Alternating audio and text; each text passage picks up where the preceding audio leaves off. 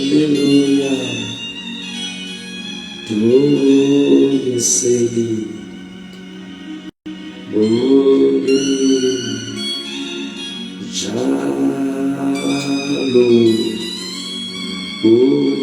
Jehovah Opilayo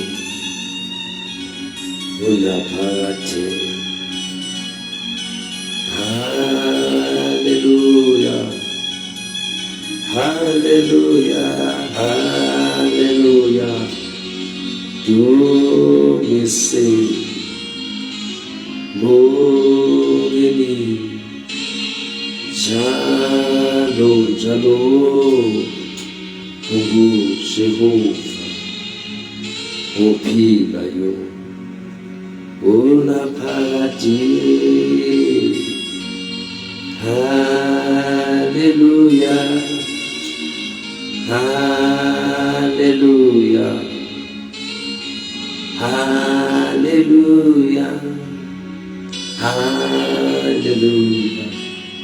Do me say, oh Jehovah, oh people, oh Napa, Agate.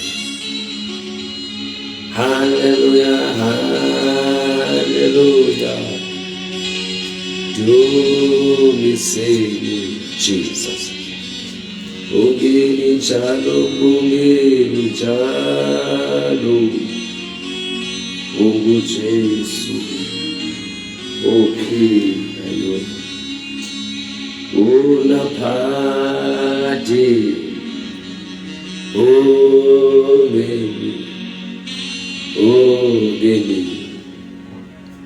Ungeni, Bongeni,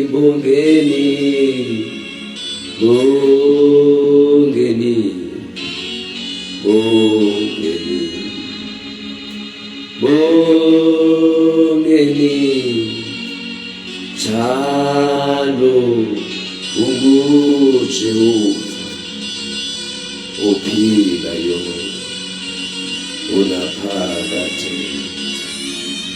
We bless the Lord. We bless the Lord. We bless the Lord.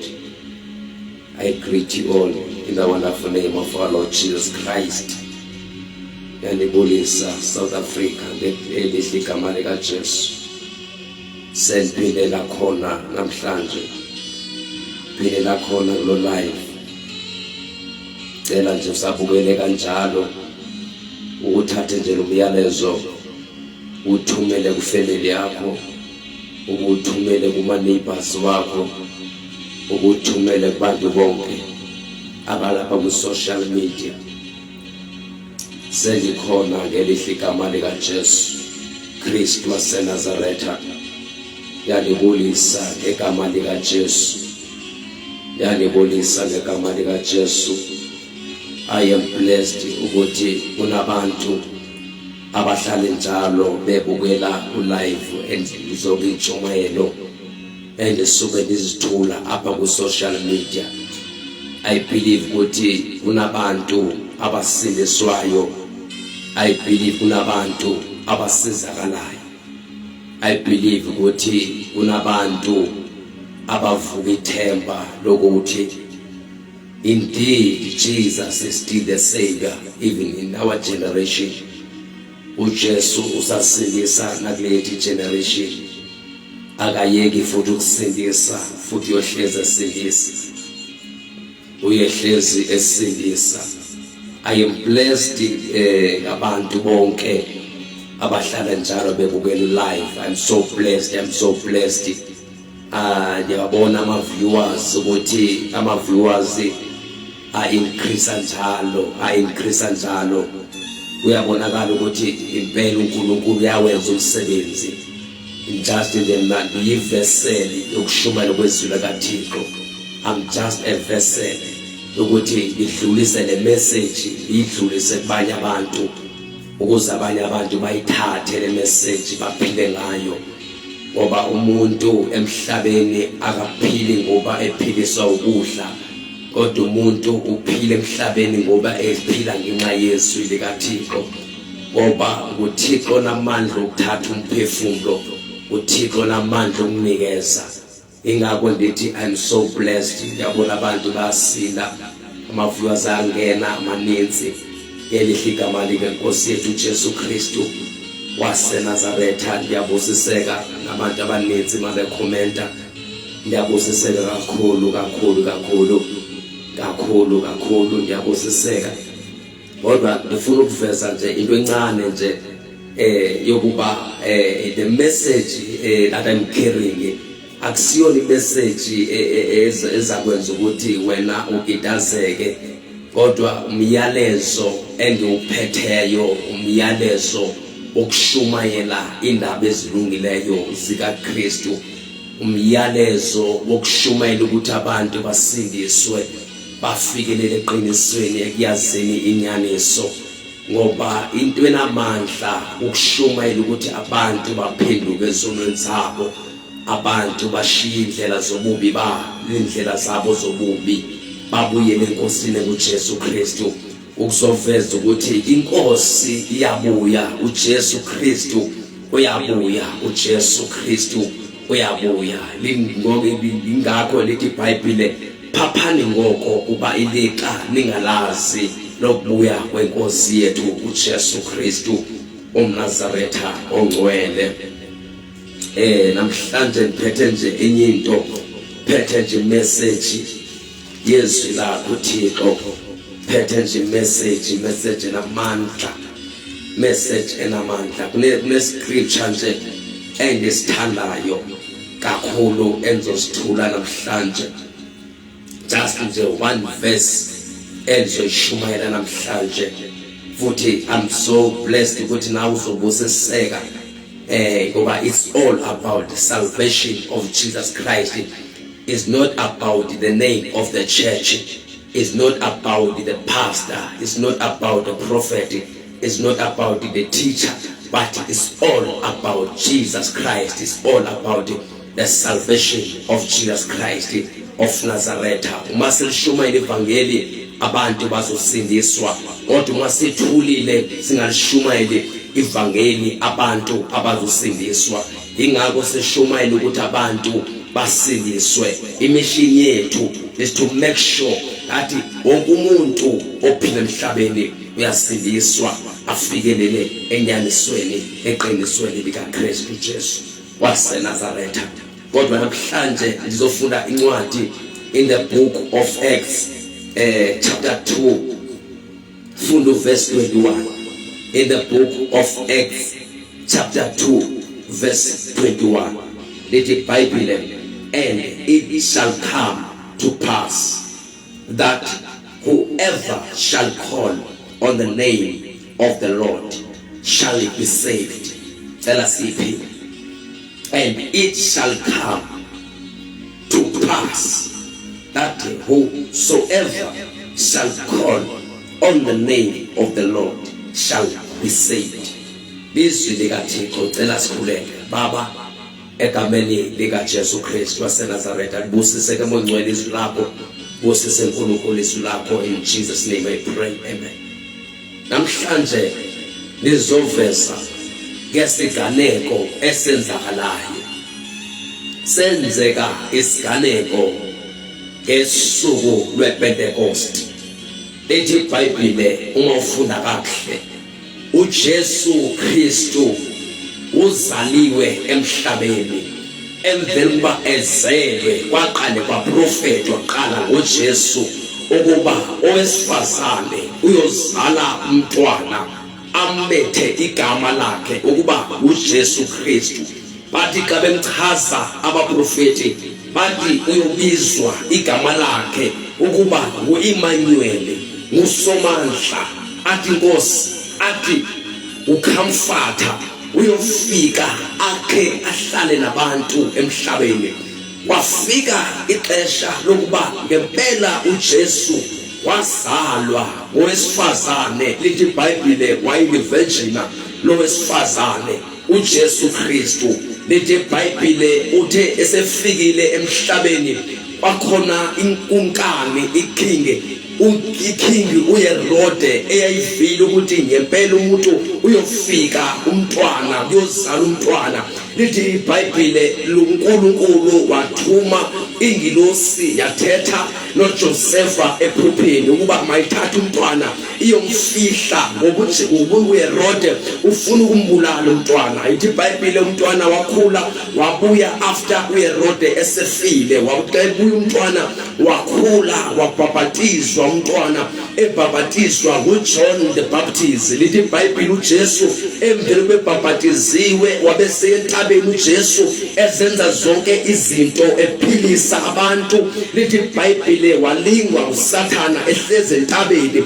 Lithi iBhayibhile after 40 days and 40 nights lithi iBhayibhile uSathana walidela uJesu kwindawo eziphakemeyo emlinga ethi phendula lamatshe abezizonga. Lithi iBhayibhile after uJesu eselambile, after uJesu egqiba kuzila ukudla, lithi iBhayibhile uSathane wamlinga ngendlela zonke. Kodwa lithi iBhayibhile maseke buya uJesu Kristu wabeseke yashumayela ivangeli leqiniso, abantu bekhululeka, abantu besindiswa, abantu bephiliswa, abantu bephiliswa kwizifo, abantu bekhululwa kumadimoni, abantu abangaboni baboni, imfama zabone, izithulu zeva. Lithi iBhayibhile uJesu Kristu abese yathathwa eyobethelwa eCalvary. Lithi iBhayibhile wabese uJesu eyobethelwa eCalvary.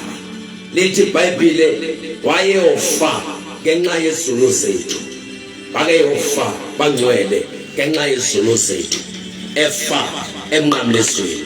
Lithi iBhayibhile xa selithetha lithi uqalekisiwe obethelwa emthini wehlazo. uJesu Kristu wafa endaweni yethu, kwakumele kufe thina ngenxa yesono, ngoba injongo kaKristu Jesu wabethelwe eCalvary ngenxa yesono ukuze bonke abantu emhlabeni basindiswe. Lithi iBhayibhile wabese futhi seyaqeda ngawo amandla kaSathana, ngawo uchaba lonke. Wathi kuDavide axa seyiprofeta wathi izintsaba zakho ndiyozenza isitulo senyawo zakho. uSathane wanqotshwa eCalvary, isono sanqotshwa eCalvary. Kodwa nansi into enamandla ethethwa nguJesu, ethi iBhayibhile ndiyemka ndiyonifunela ndiyonicelela umthetheleli, umsizi wenu, umuntu xa efika emhlabeni afike alifundise imfihlelo nezinto mna engazange ninixelele zona, afike aphinda nikhumbuze ngezinto engena nifundisa zona. Lithi iBhayibhile uyonikhokhelela kulo lonke iqiniso, umoya ongcwele kaThixo. Lithi iBhayibhile emveni uJesu Kristu efile wangcwatshwa, lithi iBhayibhile uJesu Kristu wabeseyanyuswa emveni kwevukile kufeni. Elithi iBhayibhile wathi before anyuke ayezulwini wabaphefumulela abafundi bakhe, ebaphefethi yamkelani umoya ongcwele kaThixo, wabaphefumulela. Kwenzeka isiprofeti, kwenzeka into eyenzakalayo the day uAdam ebekwe emhlabeni eDeni. Lithi iBhayibhile uNkulunkulu after emumbile umuntu ngethulu lomhlaba, lithi wabese yaphefumulela imphefumulo yakhe ukuze umuntu aphile emathatheni akhe. Kodwa kwaphinde kwaqhawa leyo connection, kwaqhawa leyo nto, ngoba umuntu after esonile walahlekana noNkulunkulu emhlabeni, kwangabikho iconnection between a man and God. Kodwa uJesu Kristu wabuyisela lemphefumulelo, wabuyisela okuphila, akuphila kwakuphumile emntwini. Lithi iBhayibhile malithetha nanifile ezonweni zenu, nanifile ngenxa yezono zenu, ngoba umuntu ongenayo uThixo ufile ehamba.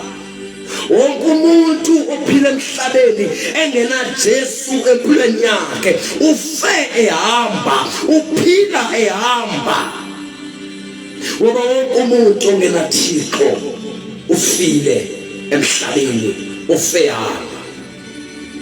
Lithi iBhayibheli athi uJesu Kristu uma sifunda in the book of Acts chapter 1 lithi when the Holy Spirit come upon you, you shall receive power. You shall receive power.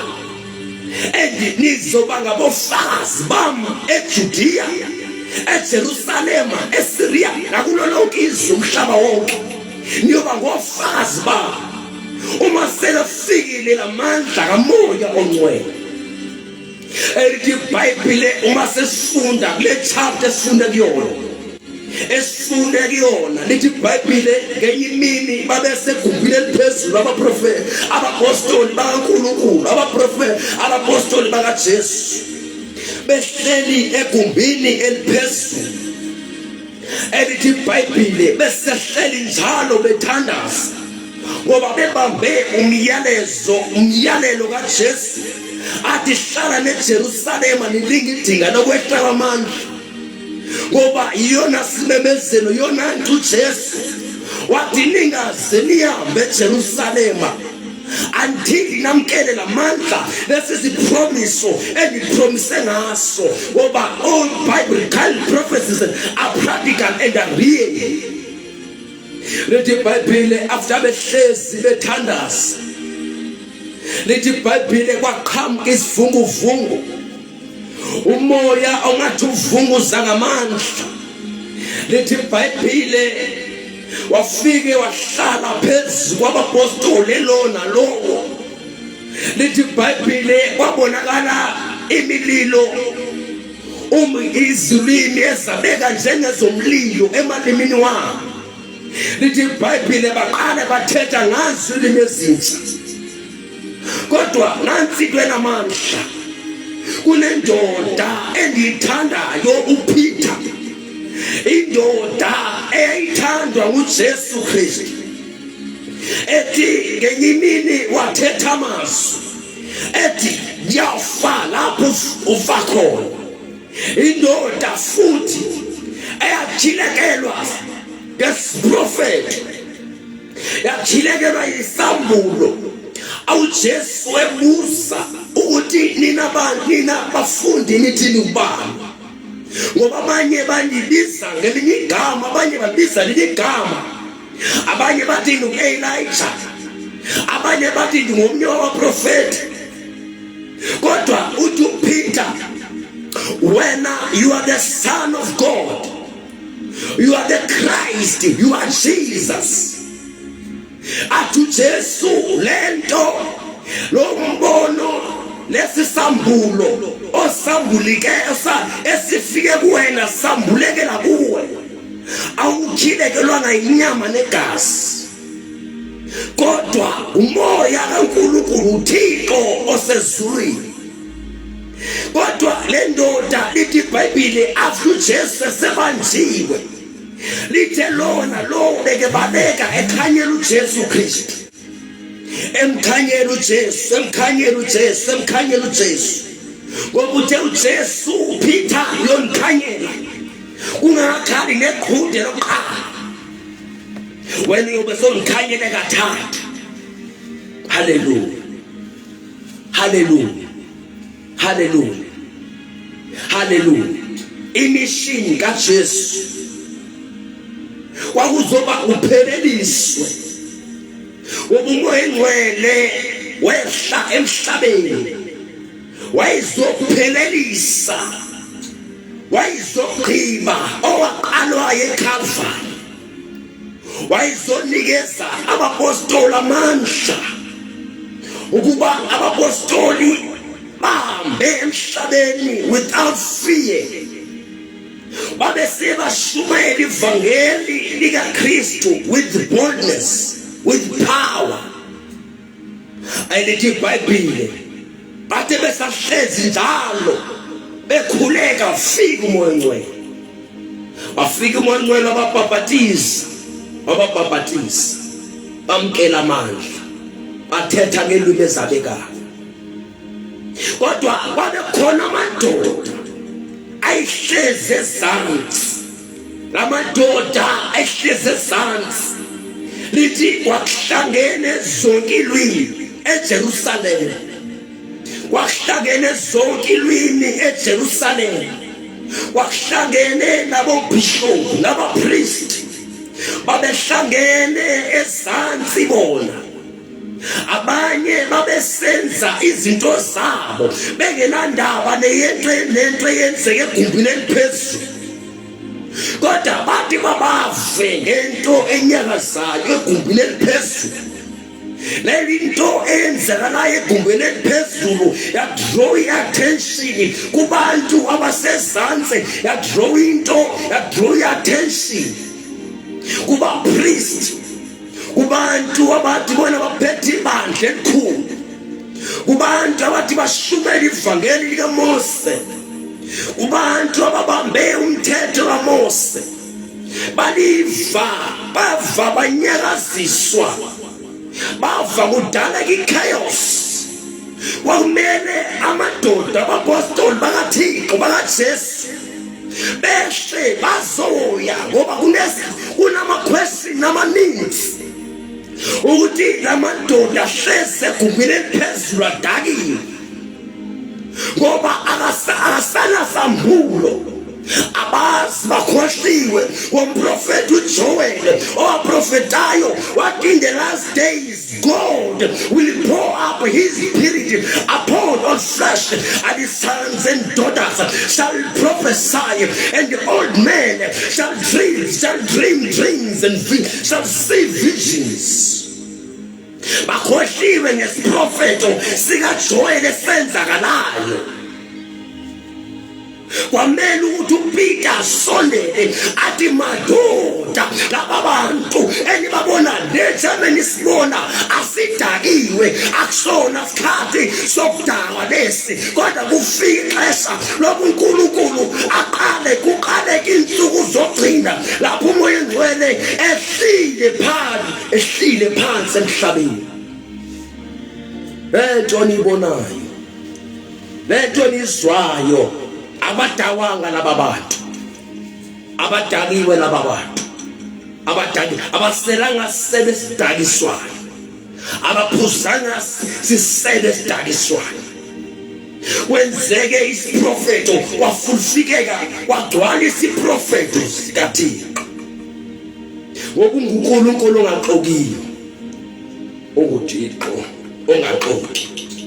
Lithi iBhayibheli obesiyaqala uPeter echaza ngokwehlileyo, eyilanda koDavide, eyilanda le ndaba, ngoba yonke indaba kaThixo kumele uyilande la iqale khona. Ubaxelela abantu ukuba ngulo Jesu Kristu enambethelayo emnqamlezweni, ulo Jesu Kristu enambulalayo, ebethelwe efele izono zabantu. Uye lo Jesu enambethelayo. Bathi madoda amaGalile, bantu baseJerusalema, ababantu abaselanga sisebe esixilisayo, abaphuzanga tshwala laba bantu, abayotshwanga laba bantu, kodwa kuzaliseka isiprofeto sikaNkulunkulu, isiprofeto esaprofetwayo. Linamandla ivangeli, linamandla. Uthetha umuntu beligwala, umuntu wabalekayo waphika uJesu Kristu, ngoba akasenawo amandla ukuthi uJesu wamkhanyele, ngoba sekegcwalisiwe ngalamandla kaMoya oNgcwele, sekegcwalisiwe ngalamandla kaMoya oNgcwele. Kodwa nansi into eyabuzwayo ngalamadoda, bathi senze njalo basisindiswe. Waqala uPeter wathi phendukani ezonweni zenu, phendukani ebubwini benu, niyawamkeliswa amandla kaMoya oNgcwele, ngoba uMoya oNgcwele akahlali kumuntu ophila esonweni, akahlali kumuntu odakwayo, akahlali kumuntu ofebayo, akahlali kumuntu othakathayo, akahlali kwinyanga, akahlali isangoma kodwa uJesu moya ongcwele uhlala kubantu abamfunayo uNkulunkulu.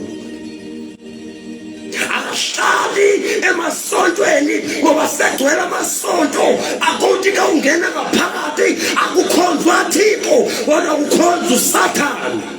Akahlali uThixo emasontweni, akahlali kwizindlu ezakhiwe ngezandla zabantu kodwa uhlezi ebantwini bakhe uNkulunkulu. Kubantu ethi uprofeti uJoeli, uprofeti uIsaya athi yoba khona indlela nomendo ithi bonke abangcolileyo abakuhamba ngayo. Kwakala indlela yenkosi, indlela kaJesu Kristu nokungamemezela uthi moya ongcwele kodwa uphilela uThixo, uba uphilela uJesu. Forget about the Holy Spirit. If you don't live for Christ, forget about the Holy Spirit. Forget if you live in sin, forget about the Holy Spirit. If you live in your evil ways, if you walk unrighteous life, if you live unrighteous life, forget about Jesus, forget about Christ, forget about the Holy Spirit. You must repent so that you will be able to receive the Holy Spirit. You must repent first before the Holy Spirit comes upon you. You must repent. You must fix your eyes unto Jesus. You must accept to Jesus. You must come to Jesus. You must turn around. You must repent so that you will be able to receive the Holy Spirit. The Holy Spirit is the gift of God. Awukwazi ukuhamba nomoya ngcwele kodwa unayo uJesu empilweni yakho. You must repent first. Repent from your evil ways. Repent.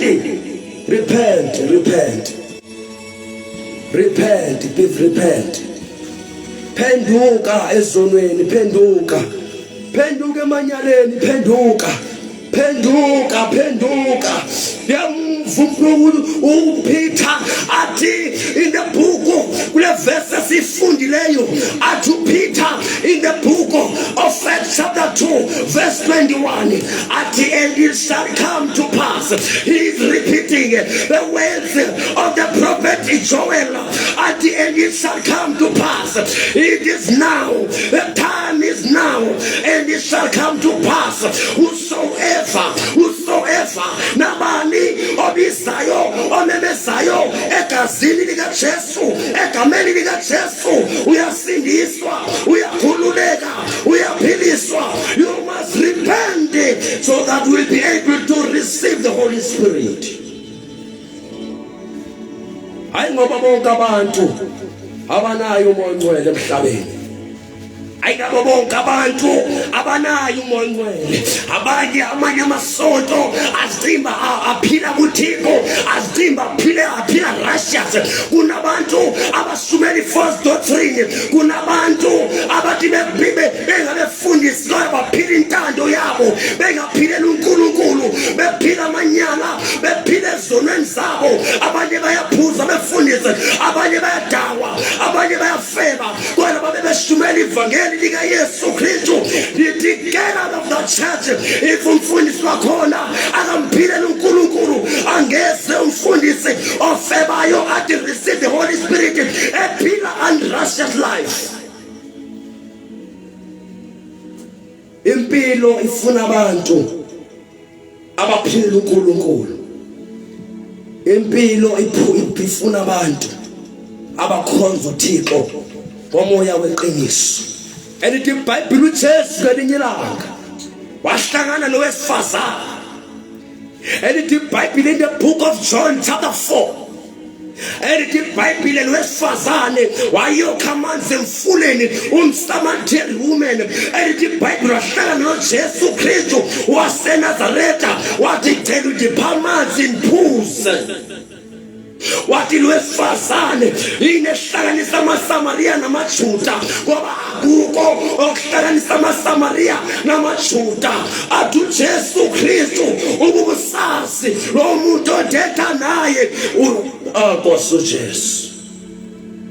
Elithi iBhayibheli owesifazane waqala lowesifazane wathuka wathi ngulowa prophet ulomprofeti oprofetwa ngaye aqhubeke lowesifazane athi uJesu Kristu emxelela indaba zakhe athi uJesu athi lo simtholile uMesiya kutsho lowesifazane athi simfumene uMesiya umuntu osixelela indaba ezilungileyo umuntu ophethe imfihlakalo yezulu umuntu uJesu Kristu ozofa emhlabeni efela icala labantu efela izono zabantu efela amaphutha abantu simtholile simfumene kodwa kaseyidlula what it shall come to pass.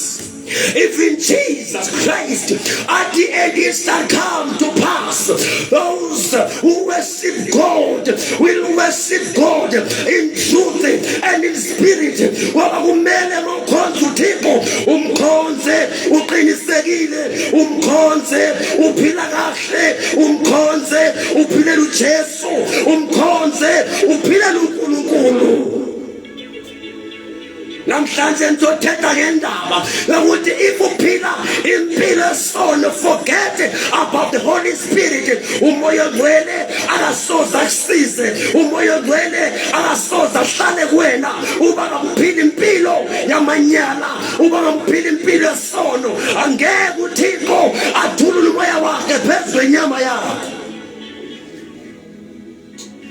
Ivangeli iqala ngoKristu uJesu Kristu. Abanye baninzi bakhonza uNkulunkulu wathixo babo babeka abantu abafileyo bathi bakhonza uNkulunkulu bathi laba abantu abafileyo baseduze noNkulunkulu. Nithi ngamanga lawo umuntu ufumana uNkulunkulu ngoJesu. In the book of John chapter 14 verse 6 Jesus is the way, Jesus is the truth, Jesus is life. Akekho yakuThixo ekadluli ngayo uJesu Kristu. Lesithembiso uNkulunkulu uJesu asithembisa ngaso wathi you shall receive the Holy Spirit, you shall receive the power. Athi hlala eJerusalema. Ukuhlala eJerusalema kuthetha ukuthi phenduka esoneni sakho, represent Christ, seek God and his righteousness, seek Jesus and his righteousness before it's too late. Umoya ngcwele wenzelwa abantu uphezu kwabantu abaphilela uThixo. Umoya ongcwele uphezu kwabantu abaphilela uThixo abavumile ngempilo zabo bathi uNkulunkulu asifasi kusakwazi ukuthi siziphilele thina kodwa sikhethe ukuthi siphilele umoya ongcwele siphilele uJesu Kristu. Ngoba umuntu ongenamoya ngcwele wenza nantoni emhlabeni. Umuntu ongenamoya ngcwele uyafeba, umuntu ongenamoya ngcwele uyaphuza, umuntu ongenamoya ngcwele uhamba inyanga, umuntu ongenamoya ngcwele uhamba abaprofeti, umuntu ongenamoya ngcwele uhamba izangoma, umuntu ongenamoya ngcwele ukhonza abaphansi, umuntu ongenamoya ngcwele wenza nantoni na embi ekhohlisayo yonke into ebulala umzimba. Umuntu ongenamoya ongcwele uphila noba yeyiphi impilo ayifunayo. It's high time ukuthi sixele ivangeli leqiniso ngoba amasonto akagcwala iSouth Africa yonke kodwa iyodwa inkosi uJesu iyodwa esindisayo iyodwa ekhululayo funa uzoxelela namhlanje akudala bethandaza abanye bathi moya ngcwele help me Holy Spirit. If you don't change like laba bantu abaphendukayo the day of Pentecost bathi senze njani wathi uPeter phendukani ezoneni zenu niyawamkeliswa amandla kamoya ongcwele ifuna ukumemezela ngoba ukamemeza umoya ongcwele. If you don't repent, if uphila sonweni, forget about the Holy Spirit. Forget about the Holy Spirit. Forget about the Holy Spirit. Ngoba ningamisa abapristi benu babeke phambili abapristi nibahlonele nibahloniphe. If abapristi benu abanamoya ongcwele, forget. If abafundisi benu ngababeka phambili, if abafundisi benu namoya ongcwele, forget. Lithi iBhayibhile umuntu umele aphile enomoya ongcwele emhlabeni egcwaliswe ngamandla kamoya ongcwele azoba ingqina likaYesu Kristu angazuxelelwa ukuba mosumela ngoba lento seyamthisa ingaphakathi athi uJeremiah seyifana njengomlilo emathanjeni ami lento ayivuma ithule ingakho if you go social media we preach Christ and him crucified. Engako suma livangeli engako suma liqiniso linamandla sithi forget if uphila amanyala forget about the Holy Spirit. Lokho ngamemezela uthi moya ongcwele uthi uNkulunkulu sithanda sonke abanye abantu basijustifya bathi uNkulunkulu sithanda sonke uNkulunkulu sithanda sonke. Did you forget about Holy Spirit? Angeke uthi yes God loves you but he hates sin. God loves all people but he hates sin. Ingakho ahlale njalo uThixo ethi phendukani ezonweni phendukani emanyaleni phendukani ebubini beni shiyani indlela zenu zobubi wozani kuKristu Jesu wozani enkosini namandla. You shall receive power. You shall receive Holy Spirit. Abanye badlala abanye bahleka abanye basonda abanye bathi siyabajatha kodwa lithi iqiniso phendukani ezonweni before it's too late.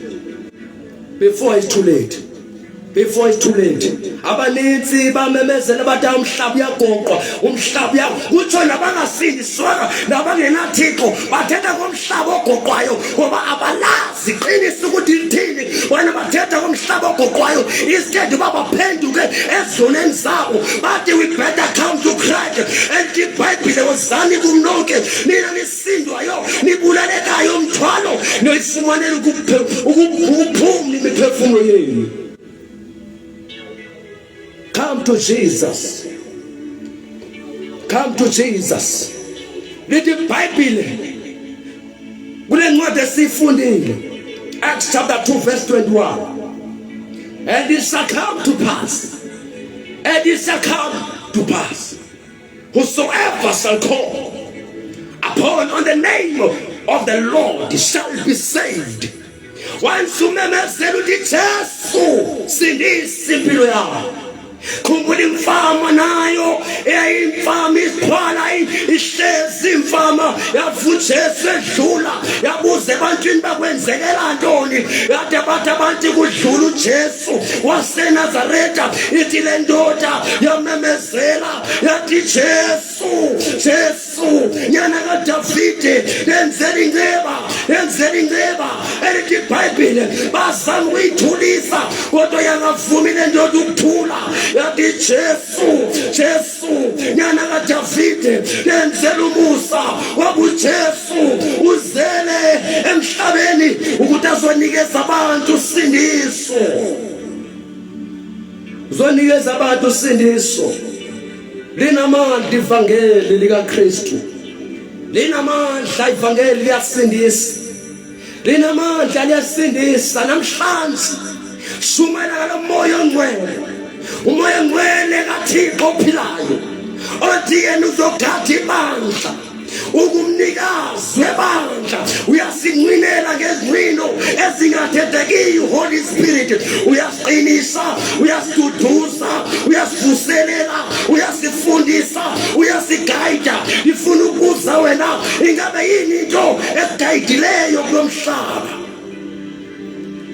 ini into ohamba nayo lomhlaba wena ugadwe intoni lomhlaba wena ududuzwa ngubani ungafika ubuhlungu emhlabeni ubani oduduzayo ngoba umoya ongcwele uyabaduduza bakhe uyabakhulula sithi sesivalele ejele entilongweni kodwa umoya kaThixo umoya ongcwele afike ezosikhulula elithi iBhayibhile uyasingcinela ngezingcino ezingathethekiyo umoya ongcwele lithi iBhayibhile thina sikwazi esingakuthandazela esingacela kodwa yena yedwa uyasazi wazincinga zethu wasucabanga kwethu umoya ongcwele wena mawungenayo umoya ongcwele uthembeni emhlabeni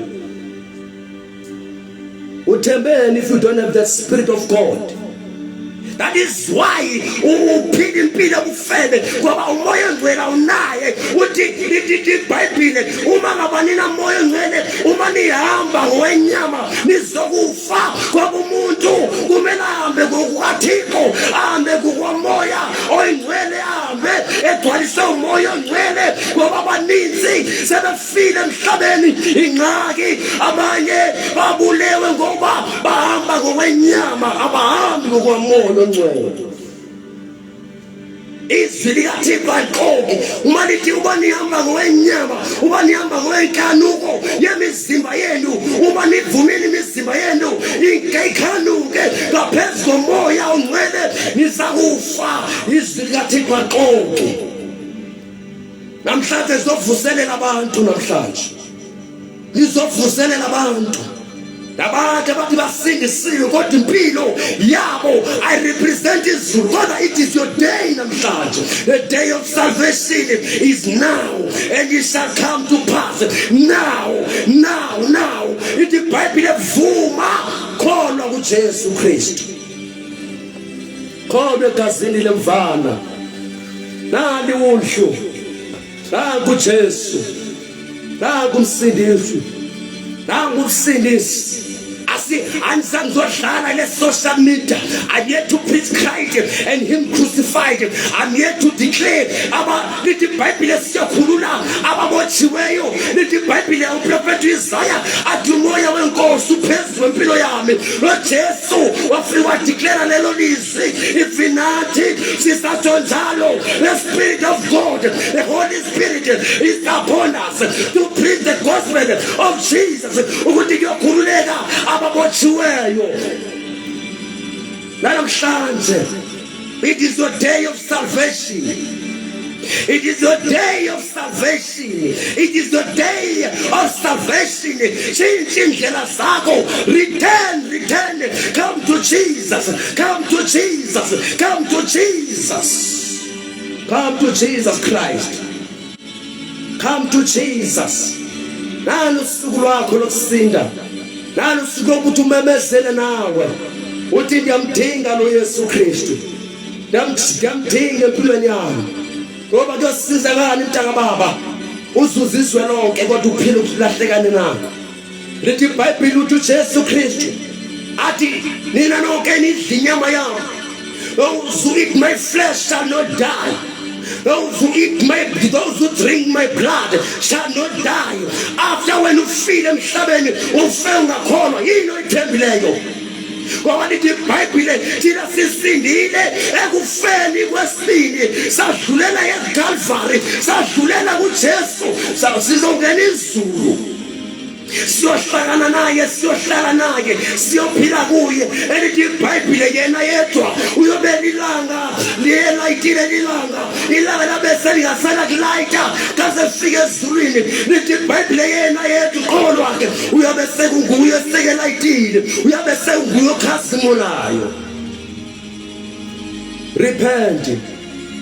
Repent from your sin. Repent from your evil ways. Repent mntaka baba. Repent. Come to Jesus. uJesu license ukuthi umoya ongcwele usekahlala kuwena. uJesu yona license yesinayo. uJesu Kristu uye okwazi ukuthi athathe umoya awuthululele phezu kwakho afika kunikeza amandla afika kunikeza ukuphila. Elithi iBhayibhile lithi after Holy Spirit esegcwele esebephendukile sebememezile athi uPeter phendukani ezonweni zenu nibhabhatizwe ngomoya ongcwele. Lithi iBhayibhile kwasinda 3,000 yabantu a day. Just one sermon, 3,000 yabantu. 3,000 yabantu besindiswa, bekhululwa, bephiliswa. Come to Jesus. Kancenga mntaka baba. Okugcina. Kancenga mntaka baba. Come to Jesus Christ. Come to Jesus. Uzana kuJesu. uJesu sasindisa, uJesu sakhulula, uJesu saphilisa. This is your day of salvation. This is the day that the Lord has made. Linamandla ivangeli, linamandla. I took Paul. I am not ashamed with the gospel of Christ. I am not ashamed of the gospel of Christ, because it is the power of God.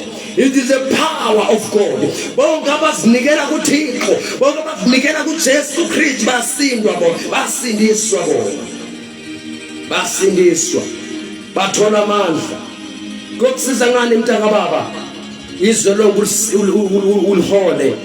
Ushayela izandla mntaka baba. Ushayela izandla. Kanti ukuphila kwakho ulahlekana nakho. uJesu Kristu senkosi. uJesu Kristu senamandla. uJesu Kristu senkosi. Come to Jesus Christ. Come to Jesus. Angeze umoya ongcwele umamkele without the Holy Spirit, without accepting Christ. Angeze umoya ongcwele umamkele without accepting Jesus, without agreeing. Without accepting the Bible, you believe. John, Romans chapter 10, until you believe in your heart and confess with your mouth that God raised Christ Jesus from the dead. The Bible has said this. Sishumayela usindiso. Sishumayela usindiso. Oza nawe uJesu. Oza nawe, oza nawe. Ngiyokuhlabelela uthi buyele ekhaya mntwana. Buyele ekhaya, buyele ekhaya mntwana. Buyele ekhaya. Mosuku khala, mosuku lebala. Buyele ekhaya mntwana, buyele ekhaya. Ivangeli lika Kristu lisenamandla namhlanje. Lona soze lavinjwa. Lona soze la destroyeka. Lona soze lafa. Ivangeli lika Kristu Jesu likhumbula kanye imini awukuPeter noJohn bephilisa indoda eyizelisa isiqhwala. Lithi iBhayibheli ngoba kusindele indoda lithi bavalele entilongweni, kodwa kwavela ukuthi ababenzanga sono, zake babona into embi kubona. Elithi iBhayibheli basongela kuba bangashumayeli ngegama likaJesu, bangashumayeli futhi bangafundisi. Lithi iBhayibheli lamadoda athi khethani nini bazimamela uThixo ngoba nimame simamele nina, kodwa thina siyomamela uThixo ukuthi uthini ngempilo zethu. Amadoda angazange avume ukuthi uJesu angashunyelwe. uJesu uyashunyelwa, uJesu uyafundiswa, uJesu Kristu kumele abantu babe naye bonke enhliziyweni zabo. Namhlanje nizokubiza wena, nizothi naku uJesu, naku uJesu, naku uJesu, and it shall come to pass. It's now, it's now. Salvation is now. Salvation is now. Oza kuJesu, ozothatha uJesu. Uyafuneka ekhaya, uyafuneka ekhaya. Jesus is the good shepherd. Jesus Christ loves umuntu ophendukayo. Elithi iBhayibheli enimini wabanjwe umuntu wesifazane, wayebanjwe ephingile. Athi uJesu Kristu othakala sono kuni makathola lichamkhande. Lithi iBhayibheli lamadoda bonke nabantu besifazane nabanye abantu bahlali babaleka oleyo nalowo wamshiya lwesifazane wasala yedwa. Elithi iBhayibheli umuntu wesifazane uthi uJesu nama likugwebi. Elithi iBhayibheli hamba ungabuyihone ngoba into esibambileyo the last words kaJesu ulwesifazane wathi hamba ungabuyihone, hamba ungabisona endleleni, hamba ungabisona, hamba ungabisona. Baninzi beza uJesu Kristu belimele athi uJesu izono zakho zixolele ngoba into enamandla kuba izono zethu zixolele, izono zabantu zixolele. Ngiyacela ukugqibela. Oza naku uJesu. Nali undlu. Naku uKristu Jesu uzosindisa abantu. Naku uJesu ezokhulula abantu. Uba ngabe ukhona, uba ngabe ukhona kule ndawo. Uba ngabe kudala uyazibona kudala ubulaleka. udala uzama impilo emhlabeni, udala uhamba to and fro, udala uzulazula ufuna impilo usifuna uncedo, udala uzamela ngamandla akho, uyabona ukuthi amandla akho akakwenzeli into ngoba isikhathi sokuzinikela kuJesu. Xesha soba uzinikezele kuJesu. It is a day of salvation. It is a day of salvation. Nangu Jesu, nangu Jesu. Ungamthola idingaba ku social media. Nangu Jesu Kristu uyasindisa. Nangu Jesu uyakhulula. Nangu Jesu uyaphilisa. Nangu Jesu Kristu lithi bonke besa kuye belimele kodwa basizakale. Akekho umuntu okuza Jesu athi basejika jike safana naqala. Ngoba uJesu uyamthinta umuntu Jesu. Unabantu abasebetestify namhlanje bathi nanenzokunoku kodwa lasindiswa afikelela kuKristu Jesu. Umuntu naku moyengcwele, naku moyengcwele ezongena enhlizweni yakho, naku moyengcwele ezongena enhlizweni yakho, naku moyengcwele eza kuwena ezongena enhlizweni, naku moyengcwele ngokuvuma nje uKristu nje, ngokumvuma ukuthi uyinkosi, ngokuvula nje inhliziyo yakho uthi yes to Jesus. Uthi yes to Jesus. Usele into yodwa uthi yes to Jesus. Uthi yes to Jesus. Yes to Jesus. Nami ke linyilanga la inikele yami impilo. That yes to Jesus. Impilo la niphila la yona. Kodwa nathi yes to Jesus. That yes to Jesus. I don't want to live lo mhlaba ngifuna ukuphila lo mhlaba without Jesus Christ. Ngoba uJesu indlela iqiniso lokuphila. Andisafuna ukuphila iphilela mna. Ingakho uPaul is no longer me who lives but Christ Jesus lives. You can face tomorrow. You can face tomorrow because of Christ. You can face tomorrow because of Jesus. But if you don't have Jesus in your life, you can't face tomorrow. You can't face tomorrow if you don't have Jesus in your life. You can't. You can't. Noma ungazama, noma ungaba uprofeti bakho bakukhulekele, noma ungayizinyangeni ezangomeni, noma ungaye bathakathini, kodwa you can't face it. You cannot face tomorrow if you don't have Jesus in your life. Ungayizama impilo uthi abantu banivala, lifuna umkhanyisele umprofeti, lifuna umkhanyisele emthakathi, but you cannot face tomorrow without Jesus. You cannot face tomorrow without Jesus Christ. Jesus Christ is Lord. Jesus Christ is Lord. Send your attendants. Send your attendants. Funa ukuthi ukhona umuntu ofuna ukuphenduka. Ukhona umuntu la ofuna ukuphenduka. Athi ngikhathele impilo engiyiphilayo. Khathele kuphuza utshwala, khathele ukufeba, khathele ukuthakatha, khathele ukubulala, khathele uqamba amanga, likhathele ukwenza ububi phambi kwaNkosi uThixo uSomandla. Ngoba noba isono ungasenza abantu bengaboni, kodwa uThixo uyabona. uThixo uyabona, uThixo ubona yonke into esiyenzayo, uThixo uyabona. Ngeze umchazele uThixo, yena uyabona. It's time to repent before it's too late. It's time to repent from your sin. It's time to repent from your evil ways. Come to Christ. Come to Jesus. Nali udluna kuJesu ezosiza impilo zabantu. Uba ngabe ukhona uyabonakala kuleni ndawo, ngaveza isandla sakho okanye ungainboxela nangu uJesu Kristu inkosi. Come to Jesus. Come to Jesus.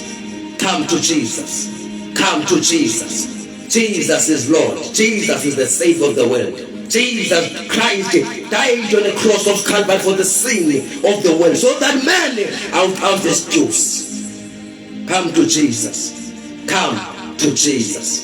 Wasiphakamisa isandla sakho bukhona la. Wasiphakamisa isandla sakho bukhona la.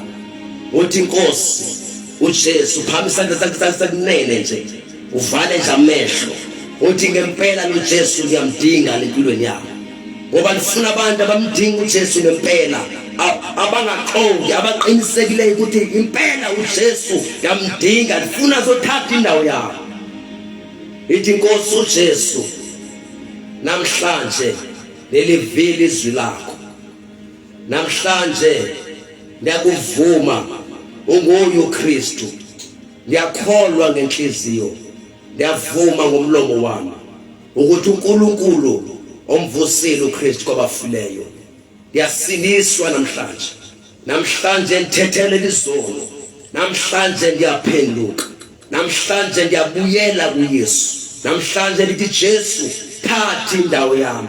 Thatha indawo yakho empilweni yami. Ngegama lika Jesu. Nkosi uJesu siza mina. Deliver me Jesus from evil. Deliver me Jesus from the powers of hell. Deliver me Jesus from the powers of witches. Deliver me Jesus. Today I repent from my sin. I accept you Jesus as my Lord and personal Savior. In Jesus' name. Today I divorce the work of Satan. I accept Jesus Christ of Nazareth. In Jesus' name. So send this one to Baba. Ngegama lika Jesu. Lithi iBhayibheli baba bili bathathu umphefumulo wodwa nje uphendukayo emazulwini kahlokoma emazulwini kushaya izandla umphefumulo wodwa uphendukayo. Lithi namhlanje usilisiwe sendiyakhuleka baba wethu ongcwele uNkulunkulu namandla onke uyidwala elinamandla unguye ngempela uKristu usenamandla okusindisa usenamandla okuphilisa egameni namandla lika Jesu. Baba wethu ongcwele baba wethu namandla ndiyakhuleka nemiphefumulo yonke elaleleyo uNkulunkulu baba egameni lika Jesu Kristu waseNazaretha bonke abalizwa iphimbo Nkosi uJesu lakho baba basize egameni namandla lika Kristu Jesu waseNazaretha. Baba I bless your people Nkosi. You bless your people in the mighty name of Jesus Christ. You protect your people ngegama elika Jesu Kristu waseNazaretha. Baba sindisa baba wethu ongcwele isizwe sakho uNkulunkulu namandla sindisa our families Nkosi uJesu Kristu oyinkosi namandla baba wethu ongcwele. I bless your name Jesus Christ. I lift up your name higher egameni lika Jesu Kristu waseNazaretha. Baba lithi izwi lakho libuyele kwelambatha baba lingawenzanga umsebenzi baba linkemba lenhlangothi imbini baba hlukanisa umongo ethanjeni izwi lakho baba wethu ongcwele egameni lika Jesu Kristu inkosi. We thank you so much Jesus Christ. Amen. Be blessed intaka baba egameni lika Jesu. Ngithatha ukubonga ngokulalela egameni lika Jesu oqeda amadathazi wakho ubukele. I bless. I thank you so much ukuthi nihlala njalo nisupport umsebenzi kaThixo. Ngifuna ukuveza nje ukuthi I don't preach for money kule ndawo. I don't here to preach for money but I'm here ku social media ukuthi kusindiswe imiphefumulo. Anizanga ukuthi ngiziphakamise ngoba ngizela ukuthi nami ndehle nami ndizehlise nami ndizehlise phakama uKristu ku social media phakama uKristu emhlabeni wonke phakama uJesu. Anizanga ngizoziphakamisa anizanga ngizoveza ukuthi nidume kodwa ngizoveza ukuthi abantu basindiswe bafikelele eqinisweni kuyaseyini inyaniso. Imission yethu kulomhlaba is to preach the gospel, is to preach Christ and him crucified. Ayona into ba sizoshumayela into efuna abantu kodwa soshumayela into efuna uThixo egameni lika Jesu. Be blessed baba. Amen.